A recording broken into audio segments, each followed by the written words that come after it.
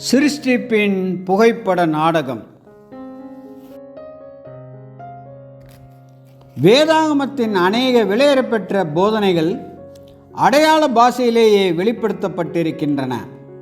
உண்மையில் அனைத்து பாஷையுமே அடையாள காட்சிகளாகவே இருக்கின்றன. ஆகவே வானங்கள் என்பது தற்போதுள்ள ஒழுங்குமுறைகளுடன் தொடர்புடைய மேலான அல்லது மதம் சார்ந்த மற்றும் ஆவிக்குரிய வல்லமைகளையும், அதே சமயம் பூமி என்பது கீழான அல்லது சமூகம் சார்ந்த ஒழுங்குமுறைகளையும் குறிக்கின்றன. வேதாகம பயன்பாட்டில் பூமியின் மலைகள், பர்வதங்கள் என்பது மாபெரும் ராஜ்யத்தின் வல்லமைகளை குறிக்கும். அதே சமயம் சமுத்திரம், கடல் என்பது சமுதாயத்தை விழுங்கிவிடுவதற்கு வெளிப்படையாகவோ மறைமுகமாகவோ ஆர்வம் காட்டும் அமைதியில்லாத வகுப்பாரை குறிக்கும்.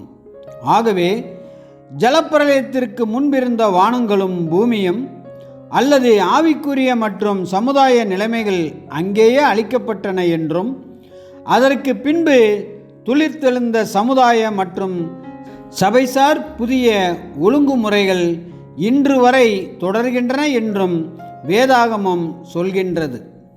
தற்போதுள்ள சமுதாய மற்றும் சபைசார் புதிய ஒழுங்குமுறைகள் உலகம் அல்லது தற்போது இருக்கும் காலப்பகுதி என்று அழைக்கப்படுகின்றன. மேலும் தீமையே தற்போது மேலோங்கி நிற்பதால் இது இப்பொழுது இருக்கிற பொல்லாத உலகம் என்றும் அழைக்கப்படுகிறது. புதிய வானங்களும் புதிய பூமியும் சபைக்குரிய மற்றும் சமுதாய ஒழுங்குமுறை இருக்கப் போகின்றன என்று வேத வாக்கியங்கள் வாக்களித்துள்ளன.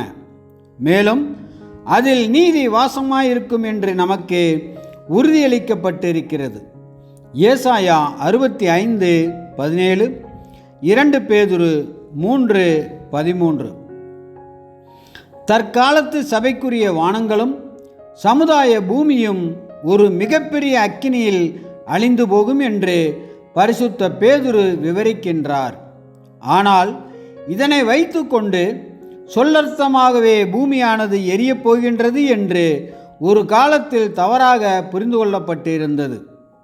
ஆனால் அதற்கு மாறாக தெய்வீக உத்தரவாதமோ பூமியோ என்றைக்கும் நிலைத்திருக்கிறது என்றும், தேவன் அதை வெறுமையாயிருக்க சிருஷ்டியாமல் அதை குடியிருப்புக்காக செய்து படைத்தார் என்றும் இருக்கிறது.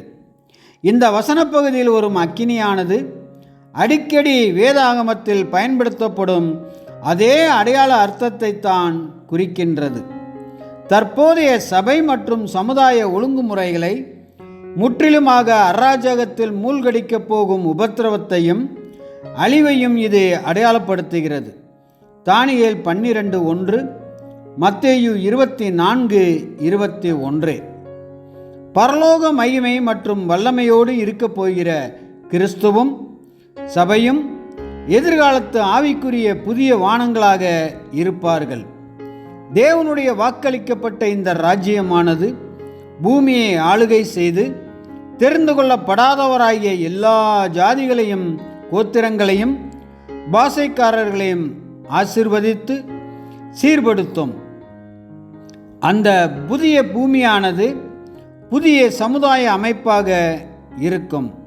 அது புதிய வானங்களாகிய மேசியா ராஜ்யத்தின் வழிகாட்டுதல் மற்றும் இயக்கத்தின் கீழாக ஏற்ற காலத்தில் நடைமுறைப்படுத்தப்படும். மத்தேயு 6:10. ஆமென்.